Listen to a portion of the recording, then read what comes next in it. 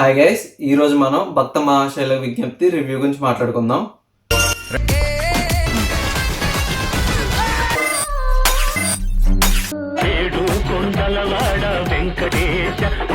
First of all నా point of view నుంచి నేనైతే జస్ట్ ఓకే నన్ను వెళ్ళి నవ్విస్తే చాలు అని నేను అనుకున్నాను. ఆ విధంగానే ట్రైలర్ ఓపెన్ చేశాను. కానీ సునీల్, గెటప్ సీను, సత్య, వెన్నెల్ కిషోర్ ఇంకా చాలా మంది కమెడియన్స్ ఉన్నా సరే నాకు ట్రైలర్ మొత్తం ఎక్కడ నవ్వు అనిపించలేదు.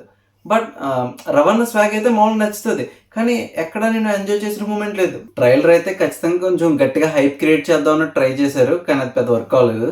స్టోరీ విషయానికి వచ్చేస్తే బేసికల్లీ వీళ్ళు ఎలాంటి సినిమా తీద్దాం అనుకున్నారంటే ఇంట్లో ఇల్లాలు వంటింట్లో ప్రియురాలు ఆ టైప్లో స్టోరీ అని అనుకున్నారు. స్టోరీ ఏముంది, ట్రైలర్ చూస్తే సింపుల్గా ఏమర్థమైందంటే ఓకే ఫస్ట్ హీరోయిన్తో ఆల్రెడీ హీరోకి పెళ్ళి అవుతుంది, తర్వాత సెకండ్ హీరోయిన్తో ఒక అఫైర్ ఉంటుంది, తర్వాత సెకండ్ హీరోయిన్ వచ్చి ఇంటర్వెల్కి బాస్లో కూర్చుంటుంది అనమాట హీరోకి.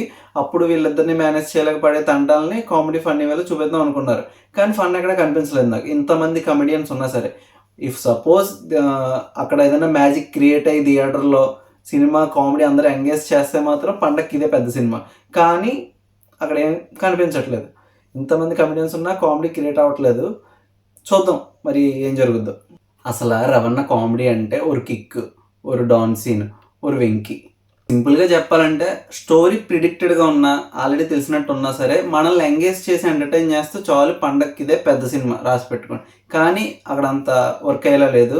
ఎప్పుడో 2 months ఎప్పుడో కూడా కాదు, జస్ట్ 2 months బ్యాకే మాస్ జాతరతో వచ్చాడు రవణ. పెద్ద ఏం అనిపించలేదు నాకు లాస్ట్ మూవీస్ అన్నీ. ఇదన్నా సరే కొంచెం గట్టిగా కొట్టాలని కోరుకుందాం. పెడతాను, ఖచ్చితంగా రివ్యూ పెడతాను. సబ్స్క్రైబ్ చేసుకొని మన ఛానల్ని సపోర్ట్ చేయండి. మీకు ఈ మూవీ మీద ఒపీనియన్ని కామెంట్ చేయండి. సంక్రాంతికి ఇంకా చాలా సినిమాలు ఉన్నాయి, సబ్స్క్రైబ్ చేసుకోండి. మాట్లాడుకుందాం.